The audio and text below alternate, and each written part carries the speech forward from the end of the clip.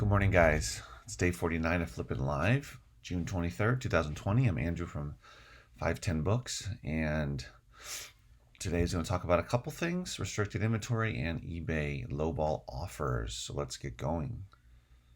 Flippin' live, flippin' live, flippin' live, flippin' live, flippin' live. We're gonna strive, we're here to learn and gonna earn. Flippin' live, flippin' live, flippin' live, we're flippin' live.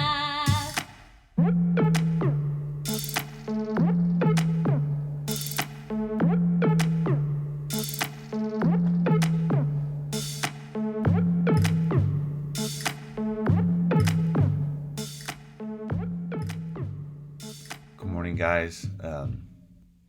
You see we have a person watching.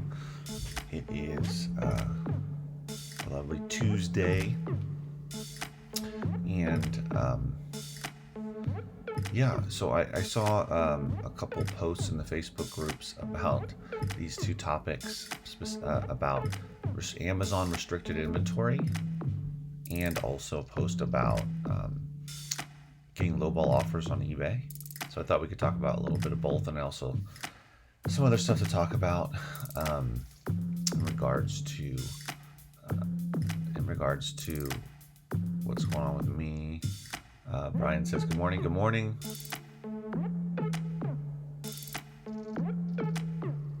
Hold on one second. Good question.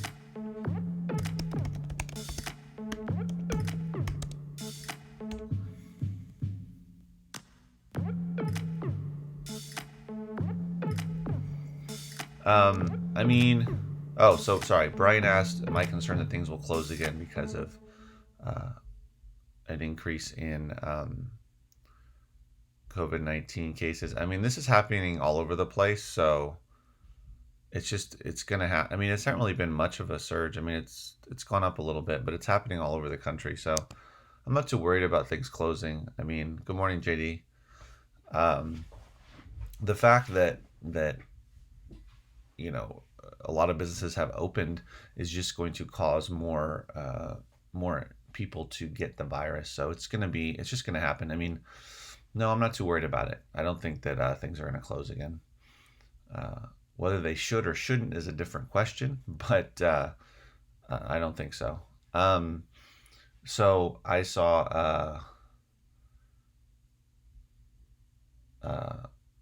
yeah. Anyway, I saw a post about Amazon restricted inventory, and somebody asked whether they should utilize a service to hold on. Let me get rid of this out of my way.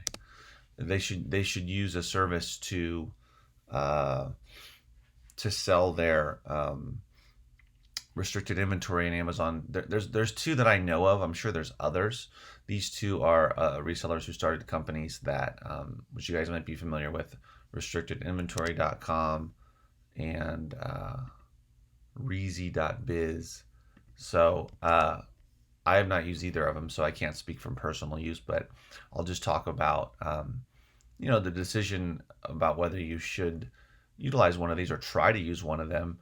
Uh, and there were people were commenting in the thread, saying mostly saying negative stuff about both of these services, but a few said some positive things as well. So I don't know. Like I said, I can't say negative or positive for either of the restricted inventory services, but they do offer basically what it is if you can't sell, for instance, CDs, like if you're gated in music and DVDs, they will, or certain books, like specifically certain textbooks, popular titles, as they might say. Oh no, that's for CDs, but certain books, textbooks might be gated for some people.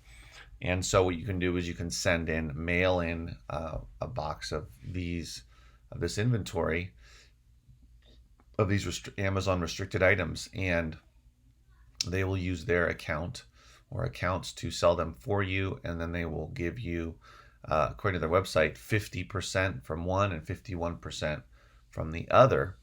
Um, and you won't have to do anything. So it's kind of similar to FBA. It's just that it's items that you can't actually send in and sell.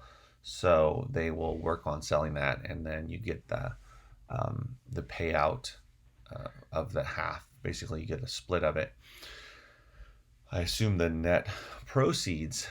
So you don't have to do anything, basically. That's why it's similar to FBA. But you do have to pay for the inbound shipping, just like FBA. And then if the item sells, you get your cut. And that's basically it, right? So the question is, are these services, either these two or others that I'm sure are out there, are they able to sell your item, number one? And number two, are they actually running a organized business where they will pay you out within the time frame that they say they will? I believe they pay out once a month. And all of that be handled in an organized, professional way? I don't know. But the idea of, yeah, but the idea to me of using these is potentially good if the service works. But on the other hand, Amazon's not the only game in town. So a lot of items that might be restricted, that are restricted for you on Amazon, you can sell either on eBay or try locally as well. eBay's probably better because there's a larger audience, but some things might make sense to try locally.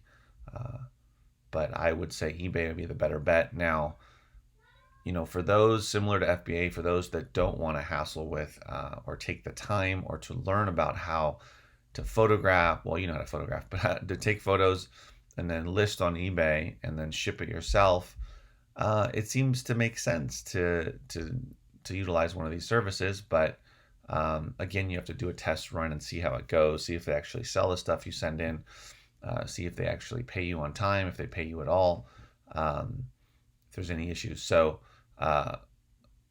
yeah, I would say I would recommend not using them and trying out eBay. I mean, for me, as an example, what I am restricted on Amazon for are DVDs specifically. So I can sell records, I can sell CDs, but I can't sell DVDs on Amazon because I'm gated. Excuse me.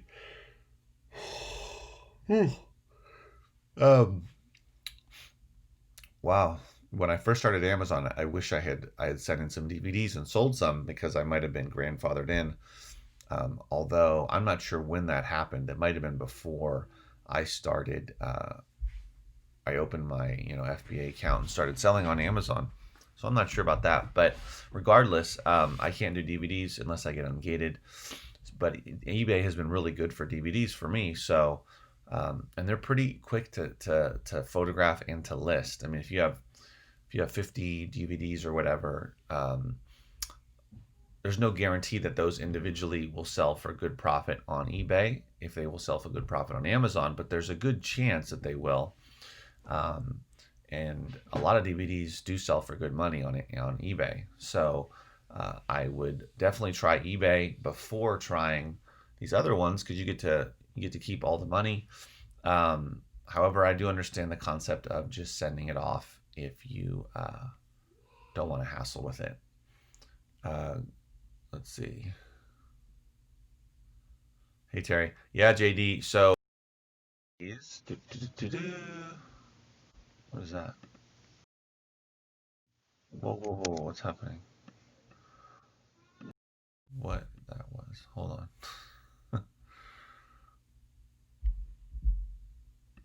on. um. Wait. 50. So one of them is a 50-50 split of net profits. So you get 50%. The other one is 51% of the net profit. So it's just a 1% difference. Yeah, that's how it works. JD, yeah. So you send in an item that sells for $20, and then after all the fees on Amazon, whatever's left, let's say $12, you would get $6. I'm guessing here on the numbers, but let's just say $20 item, Amazon pays out $12 to the person that has the account, and then they have to track it, and then they'll send you a payment of $6 on that transaction. So that's basically how that would work. Versus if you were to list it on eBay, for example, and sell it for $20, you'd get way more money, but you'd have to put in the effort to do it. So it's just a matter of trying out, like I said, trying out the service. I'm not promoting these. I'm just saying, I'm just talking about the options and what you should do with um, restricted inventory. And I am a big proponent of just selling it yourself on eBay, if it will make some profit for you. Um, but what do you call it? Anyway, so JD said, why did they gate you in DVDs and not CDs? Makes no sense. So I was selling CDs already before they closed or gated the category, the music category. I was already selling the CDs, so I already had a track record. So once they closed it, they just grandfathered me in because I'd already been selling them, but I had not been selling any DVDs, and I actually don't know when the CD category was gated. It may have been right when I started selling or before, and you had to have been selling that item to get grandfathered in. You weren't grandfathered in if the category was open when you had an FBA account or Amazon seller account, and then suddenly it got gated just because you had an account. It didn't grandfather you in. You had to actually be selling the item, from what I understand anyway, and that's how it worked out for me because I had been selling CDs, quite a few. Although I did read on some of the forums when in 2016 when the category did become gated, that some people had even claimed anyway, wrote that they had been selling some CDs and they were not grandfathered in. So I don't really know what Amazon's thinking was or how they went about that, but I do know that a lot of people were kept out of the music category because they had not sold any, and so when it was gated, just suddenly and with no explanation and no warning from Amazon, they were locked out of it, which was good for people like me because it was less competition, but not great for people who wanted to sell CDs or records on Amazon. So yeah, that's kind of how that went. But for me, it's been the biggest one has been DVDs, but I have sold a ton of individual DVDs on eBay, and that has enabled me to sell all kinds of stuff that I couldn't sell on Amazon. Either they didn't make sense there, they weren't selling there, or I couldn't sell them there. In the case of DVDs, also random technology like software. Well, I can sell software on Amazon, but just stuff that might not sell well on Amazon, or at all. I mean, things like 8-tracks. I've sold 8-tracks. What else have I sold? I've sold some laser discs. I've sold, I guess that's the only tech that I've sold, old tech on eBay and not on Amazon, because I've sold VHS tapes on Amazon. I've even sold some audio cassette tapes on Amazon, of course, records. Yeah, I guess that's it in terms of, I did sell a few, what are those called? Beta, are they beta? Yeah, beta tapes as well on eBay. So it's been good for selling all types of random technology, media technology, old technology. But it's been really good for DVDs.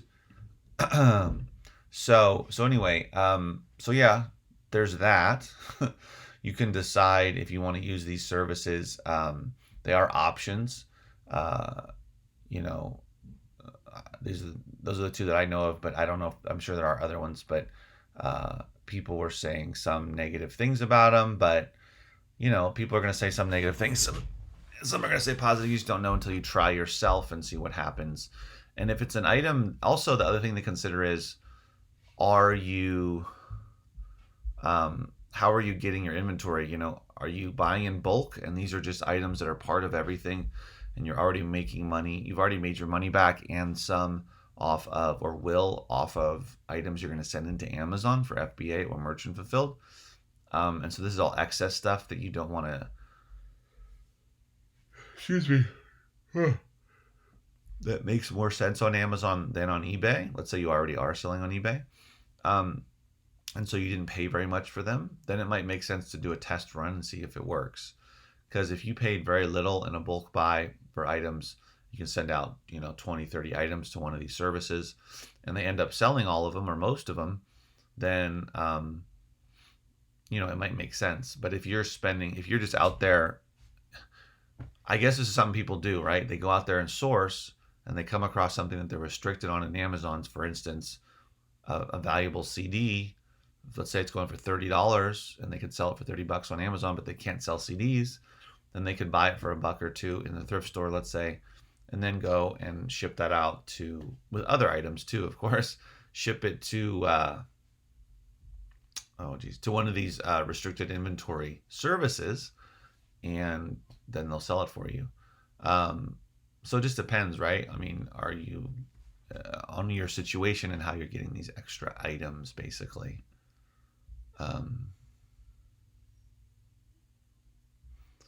JD asks, so is all media closed now on Amazon to new sellers except books? Yes, it is. So the other two big ones for media are, so you can do VHS tapes, but you can't do DVDs. DVD is its own category, I believe. But you can do, like I can do VHS tapes, and I've always been able to do VHS tapes. So you can do that. You can do books and VHS tapes. I believe you can, actually, I'm not 100% sure. Actually, no, yes, you can. Well, I don't know. Audio cassette tapes. Is that different? Is that still in music? I don't know if it's music, but is that included? I'm not sure. It probably is. But I know for sure that you can do books and you can do VHS tapes without having to worry about getting ungated. But yeah, if you want to do CDs or DVDs, you have to use one of those services. There's many services out there. Excuse me. For getting ungated in those categories, in music and DVDs. So that's unfortunately how it is right now. But I'm kind of glad that it's like that. I mean, you see what happens with books. That anybody who, like me, right? Back in 2014, I started selling books on Amazon without any previous experience, learning as I went, learning as you go, and then,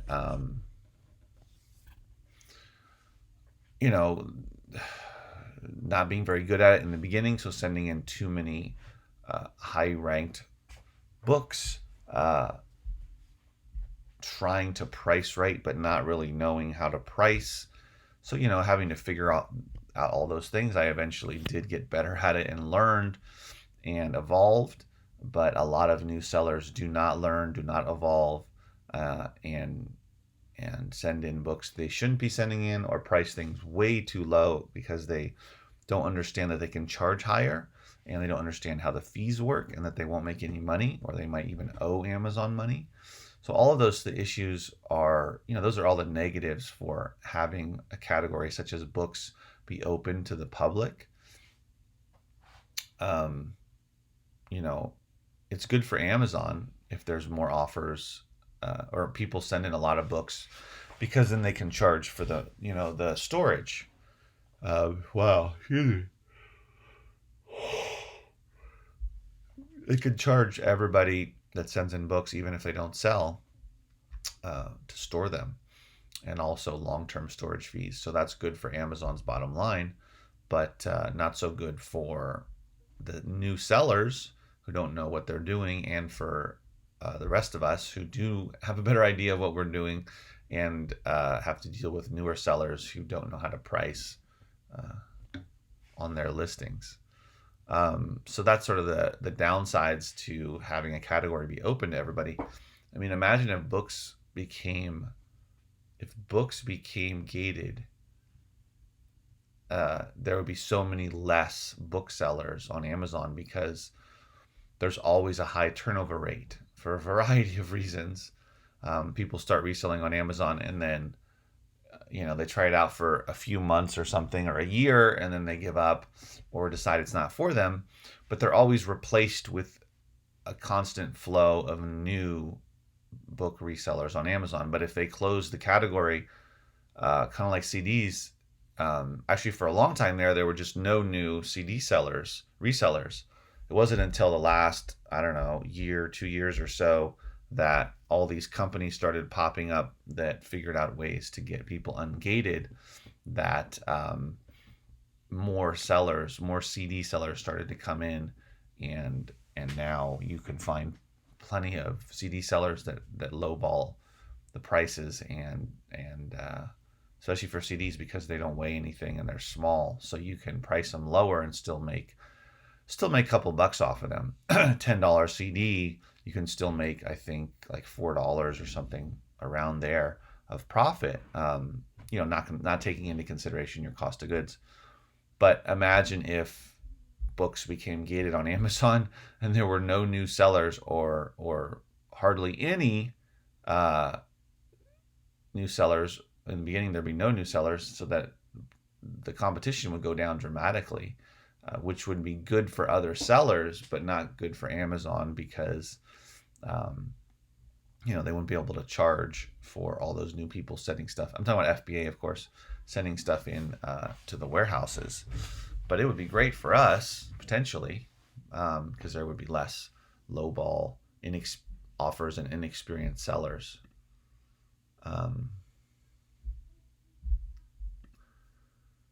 So there's that. Let's see. Well, I mean, I was going to talk about eBay offers, lowball offers. Yeah, why not? So I also saw another thread that was rather long. People had a lot to say about it. And they asked how. Let me see if I can find it.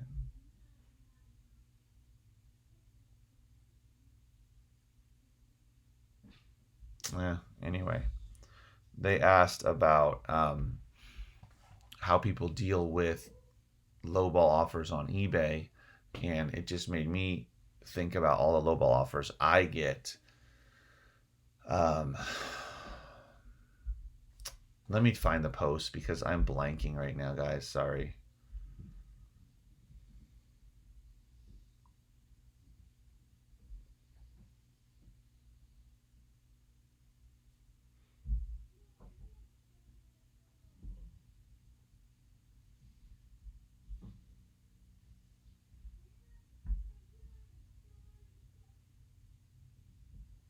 Yeah, they said when there's a make offer option, right, which I have on almost all of my buy it nows. I have give people the option to make an offer. Is there an amount that is too low and or too insulting? What do most sellers consider a fair offer? So a lot of people responded that if somebody makes an offer for less than, for 50% or more off the item, right? So a $20 item, and they're offering you less than $10 or less, that's an insulting offer. And I agree. And most of the people that make offers on my items do, majority, not all of them, but I would say probably like 80% or so, a high percentage, make very low offers. I mean, just the other day, here I'm getting some offers now. Here's one. I bet you it's low. Okay, it's not that low. I have a $9.99 CD and they're offering $7. That's not bad. That's not bad. Now, a lot of times I'll have a $9.99, $10.99 CD and they'll offer like $5 free shipping. And so, I guess they buy CDs on eBay from huge sellers who sell them for $4 or $5 free shipping, and that's not what I do. So, I mean, I did put the option for them to make an offer or make a best offer, so I am going to get those kind of lower offers. But if it's if it's less than 50% or more than 50% or more, the offer is 50% or more off of uh, the current price I have. There's basically I if it's so low, so ridiculous, I will usually just decline it. But if it's about 50% or so, I will come back with a much higher offer, and it really depends on what happens. So usually it's either then declined by the person or ignored, right? Which means at the time, or I should say, it's either declined or it expires. So they don't respond to it. Usually it expires more than they don't respond to it. And if they respond, they come back with a counter offer. It's either a more reasonable offer, or it's another very low ball offer, and they'll go up by like $1, and they'll go up by $1 every time they come back with a higher offer, which means they're not willing to pay more. So then, if they do that, a lot of times I'll just decline them, or just come back with a bigger offer, and just keep going back and forth, and then we won't agree upon it.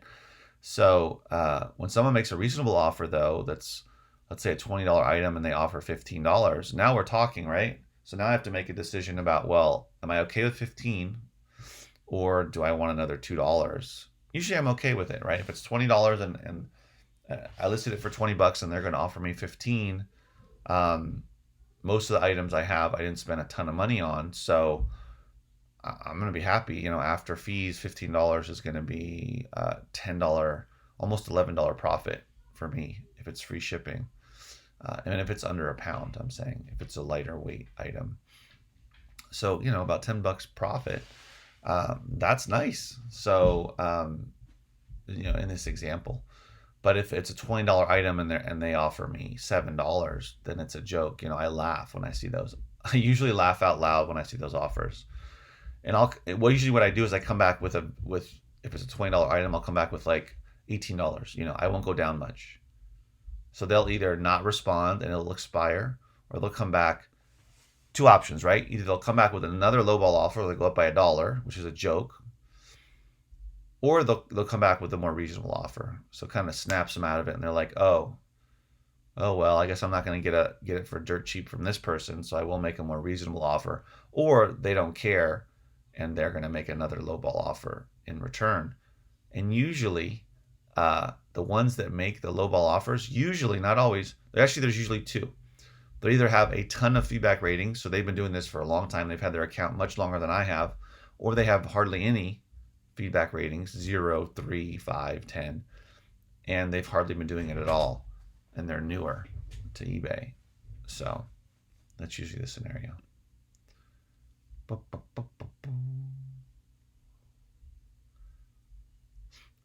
Yes, JD, you can set eBay to auto reject really low offers.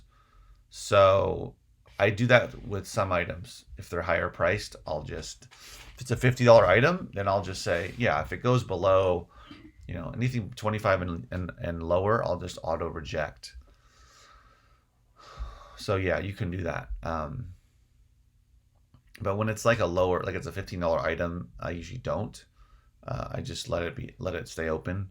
But I could say, less than $7 auto reject. I could do that as well. Sometimes too, I'm willing to take a lower offer. If it's an item that's been sitting a long time, I've had it in my inventory for, a year, 2 years or whatever, and I just want to get it out, then I might take a really low offer because no one else is willing to buy it. Um,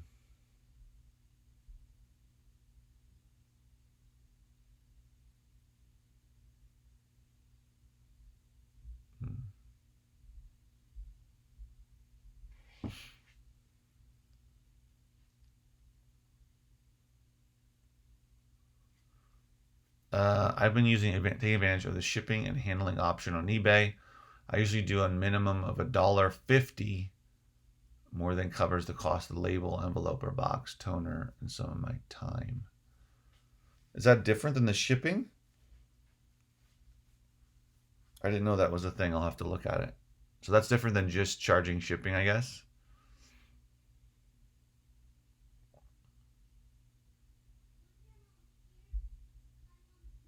Hmm. Okay. Jerry says there's a fair value price on Scoutly. I didn't know that. Um,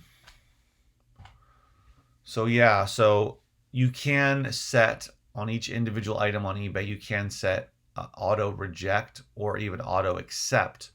So if it's a $20 item and you can say anything below $8, let's say, you're going to auto reject. Anything above 15 or higher, you're going to auto accept. So I've done that with items, and then the offer will come in, and then my settings will automatically accept it, and it'll sell.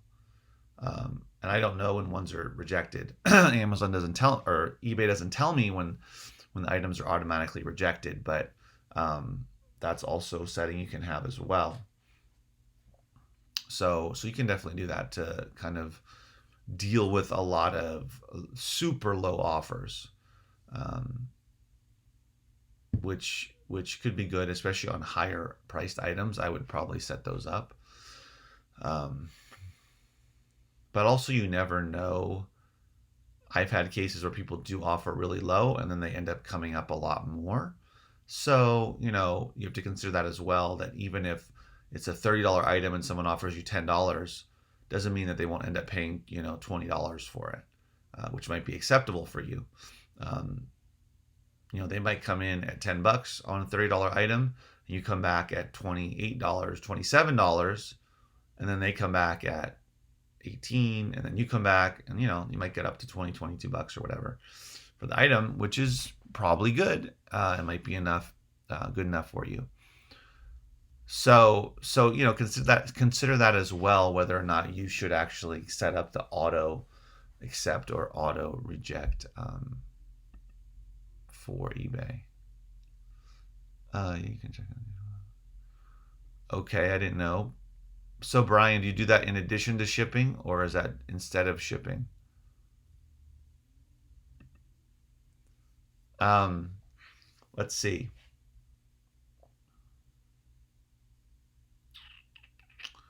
So if you guys have any questions or comments about that, please let me know in the chat. I do have, let's see. So what have I been doing? So yesterday I worked a lot in the warehouse. Um, and I got a message in the morning from someone who wanted to donate kids books, and I said, "Great, can I come by?" Excuse me. Well, they wanted to have a pickup, get a pickup, so or get the books picked up. So I set that up for around lunchtime, 12:30 or so, and then I went and picked those up, and they ended up adding many more, so I ended up picking like 5 boxes and tubs of kids books. There were a few non-kid books in there um, that I was able to find, and three of them here I'm going to send into FBA. So I was pleasantly surprised to find these three in there. And then there's a few, one, two, three, four of the kids' books I'm going to do FBA. And I did scan the ones that were worth scanning, because there are some kids' books, some hardcover kids' books, certain ones that have dust jackets are a little bit nicer looking, that can go for good money on Amazon. But most of them, I'm just gonna, there's only 4 of them, so majority of them I'm just gonna put out for sale at my next warehouse sale. And I actually needed to replenish my kids book section, because people bought a lot of them on over this past weekend in my sale. One person bought over 100, another person bought like 40. So and some other people bought some as well here and there. So I was able to sell a lot of the kids books, and so that was a nice replenishment that I will have. I have about 2 boxes, 2 banker boxes, and 1 tub now of kids books to add to my next sale. So that was good. Excuse me. And also which is common, there were some books in there that were in really bad shape. Some older science fiction books that, just the dust cover was really bad, or, excuse me, they were just in bad shape, so I couldn't sell them. I had to throw them away. One that if it was in good shape, I could actually sell on eBay. I just put on my shelf because the pages are intact, but there's part of the spine is starting to come loose. So if you look on eBay though, I think it goes for like 15 bucks and up. Consistently sells for around there. So I figure I'll just offer it at my local sale if somebody really wants a copy of it because they're not going to be able to get a copy of it for 3 bucks like they will at my sale. So anyway, so that was nice to pick up. Sometimes that happens with my ad with the donations. Is somebody will contact me and then I'll set it up for the same day, and quickly I'll have more books to go through, which is great. It happens once in a while with this.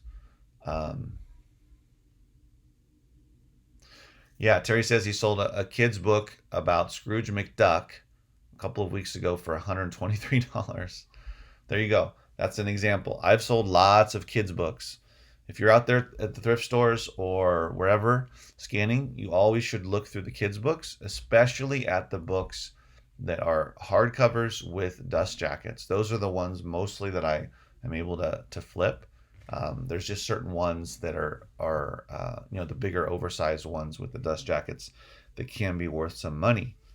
Um, of course, there's a whole other genre of vintage collectible kids books, and that's you can look on eBay. There's a lot of those kind of books that you can sell for good money as well. Um, oh, I need to put battery. Um, so that's a whole different genre, though. If you come across some older kids books, some of those can be worth looking up on eBay. But in terms of scanning, it's usually the bigger ones with dust jackets. So that was I was grateful for that donation. I did not actually meet the person. They left their items out on the front porch, on the steps there on their porch. Um, Most people that I pick up from, I do actually meet and talk to, but there are some that just leave them on the porch. And my assumption is this has to do with COVID and the coronavirus, and they don't want to, uh, you know, I guess be close to or chatting with somebody. My assumption is, but I'm sure there's some that they just prefer that. They just don't want to. They just want to drop them off. Let me put them in the front and just have me get them, and that's it. But either way, it works out. So they get to relieve themselves of their books, free up space, that kind of stuff, and I get to add books to the sale and that type of thing. So that's always it's a win-win for both of us. But some people do that where they just leave them on the porch, and I'm able to pick them up from them. Let's see. So also yesterday, I contacted LegalZoom about getting an LLC, and turns out it's not that expensive for them to do the service. It's about $350, so that's not bad. However, in California, I don't know about other states, but in California, in order to have uh, an LLC or even a corporation, either one, California requires that you pay $800 a year for that. So I've heard over the years, people talk about it's expensive to have a business in California. That's why, I moved to this other state or whatever.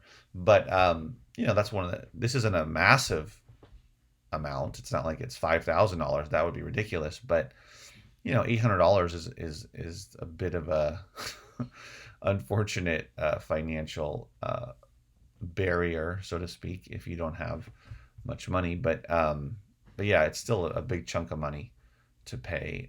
You have to pay it every year as well. It's not like it's one time and then you don't have to pay it again for 5 years or something.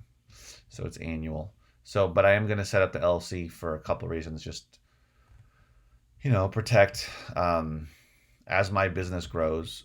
Especially, I'm talking specifically and mostly about my local sale. As that grows, I should have a business set up to where it's the business and not me personally, that is,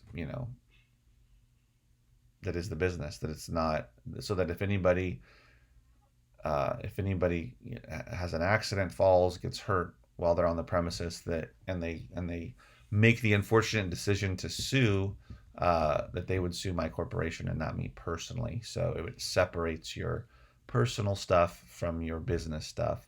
Um, and also, there's other things that you can do. Also, if I want to hire somebody, I can use the LLC. So I set up a checking account, can pay them through the checking account. um, Allows you can go into contracts with the corporation, et cetera, et cetera. I'm sure there's other stuff too that I'm not aware of, but I'm gonna go forward with that, um, and see what happens. Also, I was contacted yesterday by my Gaylord source, my bulk source, and they have three Gaylords of CDs and one of mixed media. And mixed media is CDs, DVDs, video games, software, and potentially other types of stuff. Not VHS tapes or records, but maybe some other random stuff. But it's mostly going to be the the DVDs, CDs, and video games and software. Oh, and audiobooks as well. Um, and so they're offering a really good price for the four, and free delivery. So I know I've said recently, well, at least in the last couple of months, that I didn't want to do Gaylords anymore. But this is a really great way to have more CDs and more DVDs to add to my local sale. And of course, I will be able to sell uh, a certain percentage of the CDs on Amazon, FBA, and some merchant fulfilled.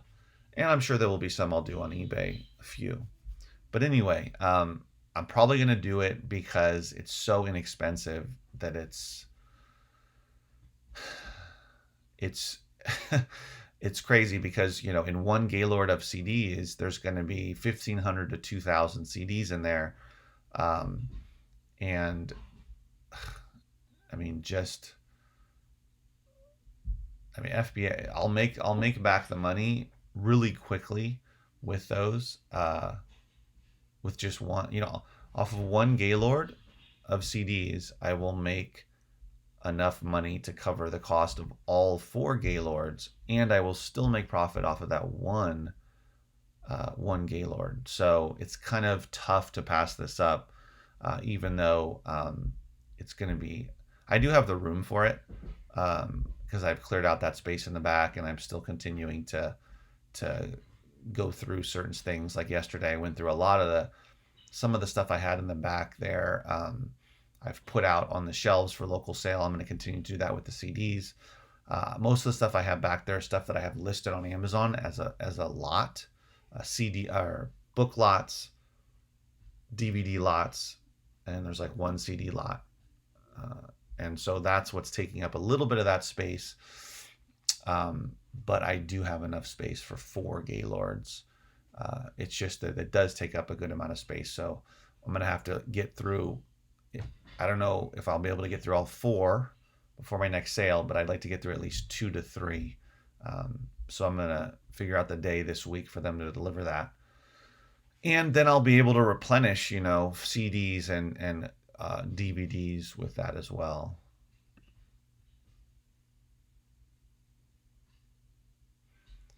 Yeah, sure, I will, Brian. I will. Um, yeah, fingers crossed that there's some good stuff in there. I hope so. I hope that there's a lot of good. Hope there's some good DVDs so that I can have some good. Because the other thing that that I knew of before, but that now is becoming more and more evident is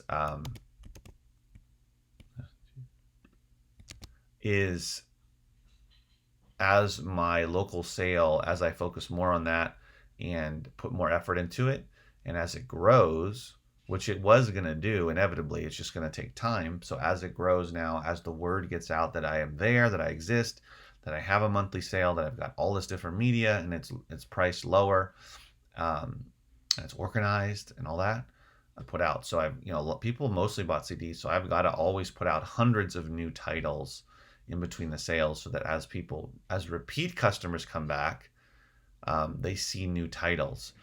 Brand new customers, it doesn't matter. I will always have brand new customers coming in, just through my advertising and my signs and all that. So that's just going to happen. Um, but there will be customers, like any brick and mortar business or online. To be honest, you want to get a higher percentage of return customers. So in order to do that, I've one of the biggest things I have to do is put out new stuff each sale. So then the pressure is on me to make sure I have new stock. So in that same vein, me getting these Gaylords is going to enable me to, like I have now, I've got six crates and maybe another one or two boxes of CDs that are alphabetized that I've done before, months before, in the corner of the warehouse, that I'm going to be putting out. Some of those I'm going to be putting out, you know, putting them throughout my CDs so that I can have a lot of new titles out there for the next sale. So getting these new Gaylords and CDs and DVDs, and hopefully there'll be some video games in there that I can add as well. It's just going to be new titles, and that's what I'm going to have. So I will keep those extra titles, to the sides, in the warehouse, for future sales, which is always good. Another one is vinyl. I'm going to have to find more records for this next sale as well. I'm getting lots of books, as you know. I'm buying all those books from that bookstore. So books won't be an issue, but vinyl will really be the only other one that I'm going to have to get some more of.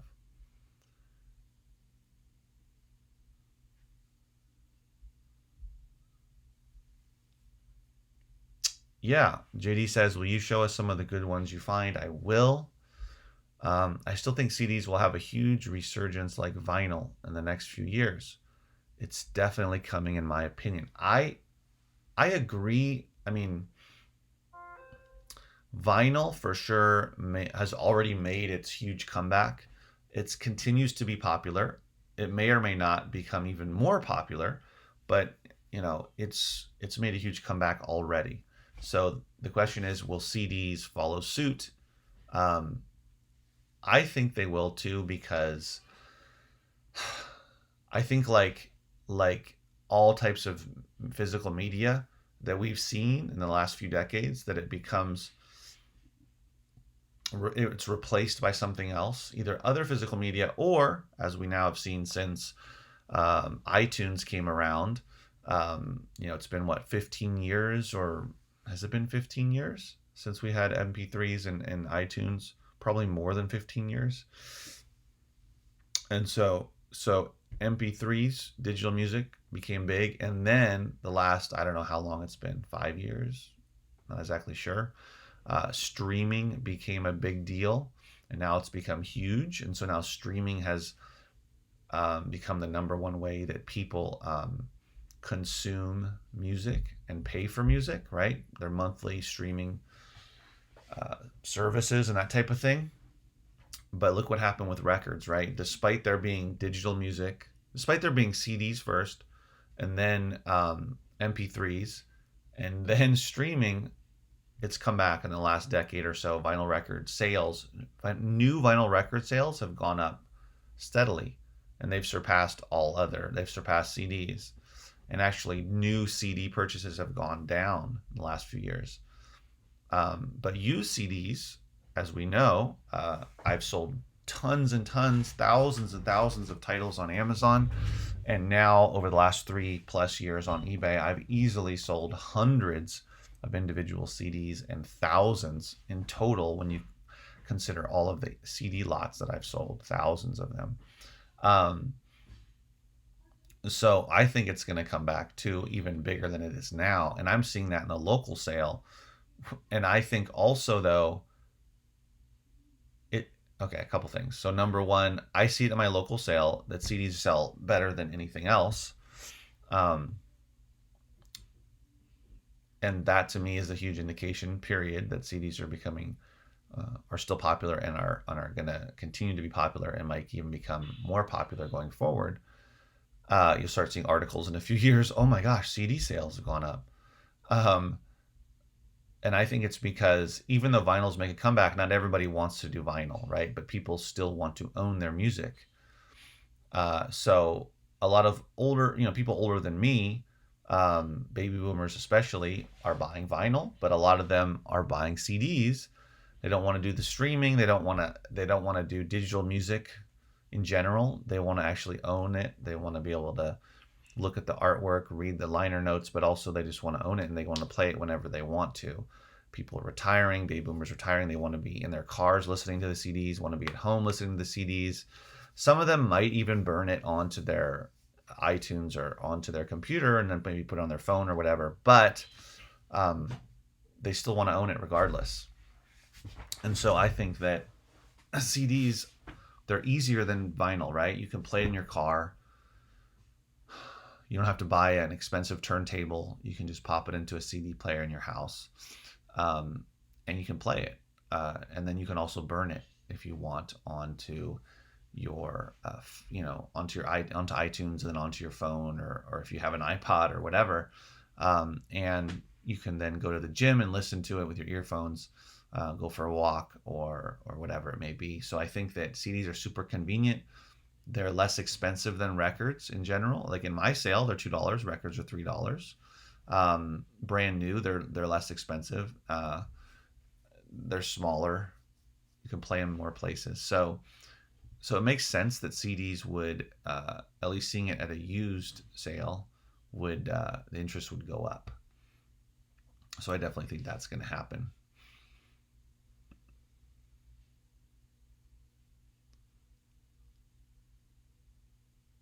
Yeah, cassettes. CDs are next. Yeah, people that collect music, a lot of them like to get the cassettes as well. The problem with cassettes is, you can't play them in your car anymore. You have to get It's harder to find something to play them with, right? Like you've got to buy it online or go to the thrift store or something.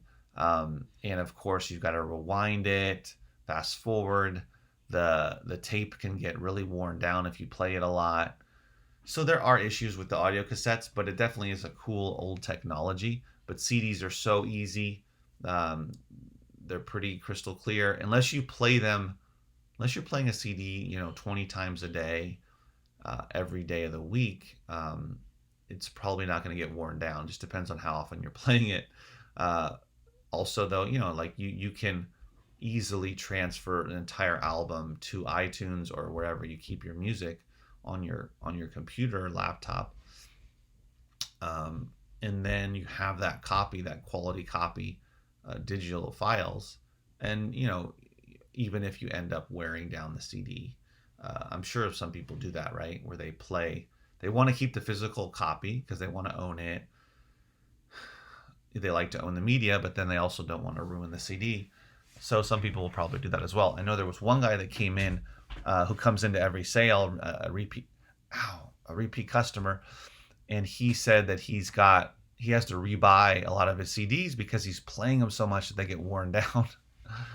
So he's clearly not burning them onto his computer. He's retired, so maybe he doesn't want to mess with that technology. I don't know, with iTunes or anything. But one thing to do is, he could just burn the CD onto his computer, and then he'd always have a quality version of it. But I don't know his setup or what he prefers. But that's something that happens too, that they get worn out, so they want another copy.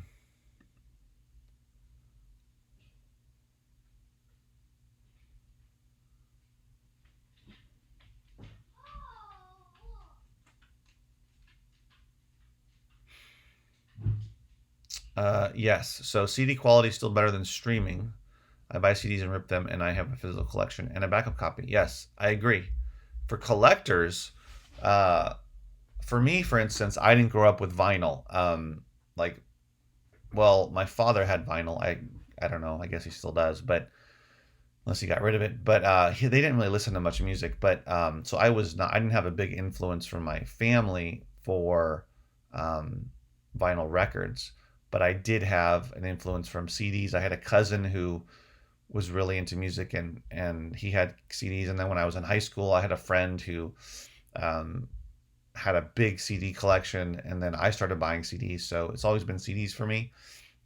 I don't really get excited about vinyl because I didn't grow up with it, and I get the interest in it, the artwork and the nostalgia and the physical size of it and the sound of it and all of that. But I prefer I you know when you're used to a certain type of media, you just it's hard to switch to another one for me at least. So I like the smaller size of CDs. I'm used to them. It's weird because even if I find a record that I would want, I'm like, oh, but that's going to take up so much space. It's more of a hassle to play on the record player. I mean, it's like listening to a record is is a whole. I was thinking about making a video about this. Is like a whole uh, experience and process, which is why I get people like it, right? Aside from just it being nostalgic or having grown up with it and you're accustomed to it and comfortable with it, you've got to open up the turntable. You got to put the record on there. You got to drop the needle at the right place. And then you've got to pick the needle back up when the record's over. You can't just let it play. You got to flip the record over. It's a whole thing, right? Which is part of the pleasure of it.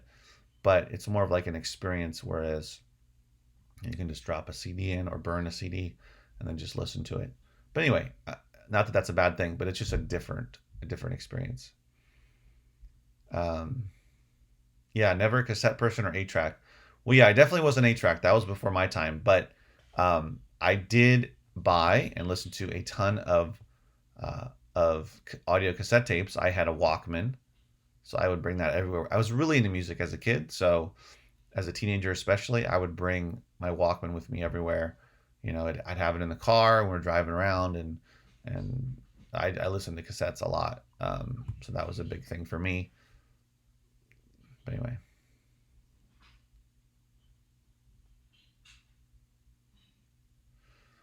yeah, that's the thing about records. They're not. It's not like casual listening. It's not like whatever. I'm just gonna go clean the house, or you know, I don't know, whatever you do when you listen to music, or dance around or something. But it's something you have to kind of be.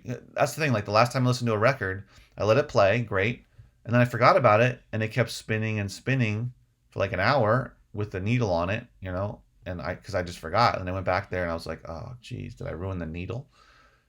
So I'm not accustomed to that. It's something you have to get used to and you have to pay attention to.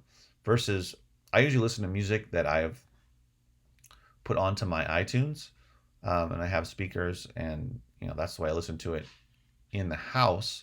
In my car, though, I pop in. I mean, aside from the radio, I pop in a CD, and listen to a CD. But anyway, it's a lot easier to do it with that.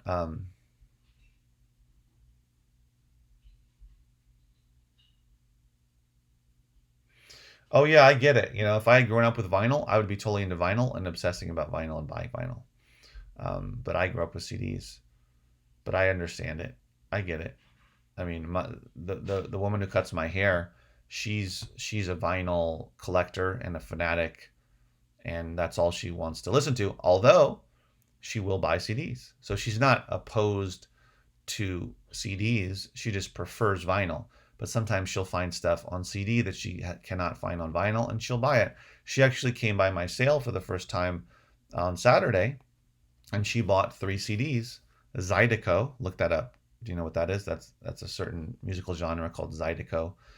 Um, I believe it's from started in New Orleans. It's Zydeco. Yeah, Southwest Louisiana by French Creole speakers. It blends blues, rhythm, and blues. Yes. Anyway, so Zydeco, she bought 3 of those. She likes all different types of music and knows a lot about music. A lot, a lot. She knows way more about older groups than I do, and just a lot. But anyway, just as an example of somebody who loves vinyl, but yet if they find something good that they like on CD, they'll buy CDs as well. But they prefer the sound of vinyl and owning vinyl, and loves the process and experience of putting on a record and listening to it. And that's kind of like, that's part of her. I was gonna say purpose in life, but her enjoyment is listening, just listening to records. So anyway, yeah, offer some albums for free. Oh, I've done it. Oh, I've done it. Definitely. I've brought records to the salon, and um she's bought them off me, or just, free haircut. Absolutely. Um so anyway guys, so that's the end of the video today. I think this is day 49. I struggle with this, and I'm going to be honest with you guys. I struggle to do the stream every single day. And uh, I've been thinking about for a while now, probably a couple weeks, about stopping the daily stream, the Flippin live stream, and cutting it down to twice a week. So what I was thinking was Monday, um, start off the week and talk about, whatever happened over the weekend, and sales, and whatever it may be. And then do a Friday one, so you can talk about the weekday and what was happening during the week. Um, and that type of thing. It's becoming harder and harder for me on a daily basis to have enough to talk about, um, and come up with topics. I've been pushing through for the last few weeks, and I don't want to have the stream become, uh, I mean, unwatchable is a little extreme, but for it to get to the point of where I don't know what to talk about, or I'm struggling to know what to talk about. So I think I'm gonna just start doing it on Monday and Friday. I mean, the reason why I started it was the whole quarantine, but you know, now that a lot of us have come out of quarantine, a lot of people are going back to work, especially here. The good old virus is flaring up, but it seems like that's what our country's going to do. We're going to go back to work, and herd immunity. uh, so anyway, I feel like a lot of people are not really at home anyway, and the quarantine is not really happening anymore. Um, but also in the morning, I want to use, since I'm now so accustomed to getting up at this time.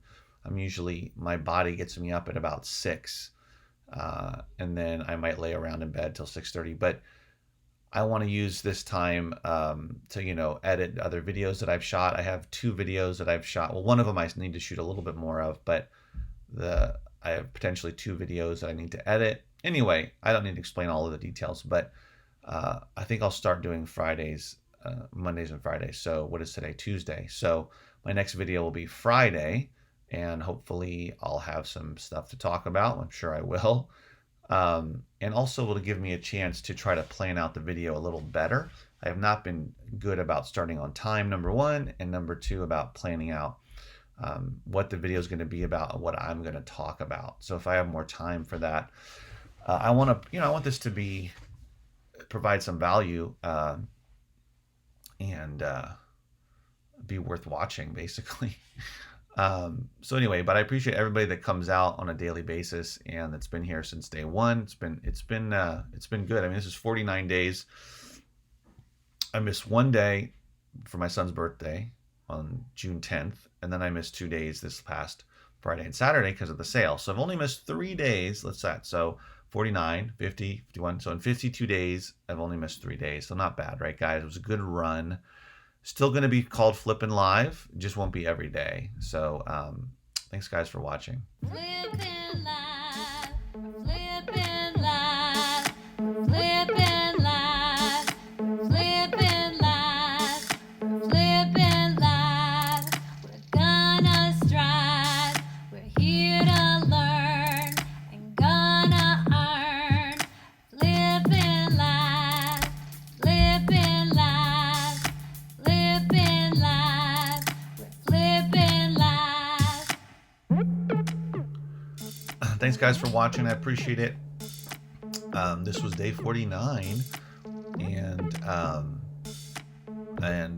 I will be back on Friday. So Friday will be the next one. I will write it down here. Look at this. Well, what will Friday be? Today's the 23rd, so it'll be the 26th. And from now until then, I will be probably getting the Gaylords and hopefully getting more book donations. And we'll see what happens. But I appreciate you guys who have showed up every day, or just about every day. Like Brian and Terry has been a part of a lot of them, and JD's been a lot of them, and there's been some other people who've been here. Michael was another one who's been part of a lot of them. But you know, I think it's going to make more sense going forward for me to do it twice a week. So thanks for understanding that, and hopefully there'll be more value to get out of it, more to talk about as well when it's less often. I don't know how those people who vlog daily do that. You've probably seen some of those people on YouTube where they post a daily vlog. I think that they would go crazy doing that. But anyway, thanks for watching, guys. I appreciate it. Have a great day.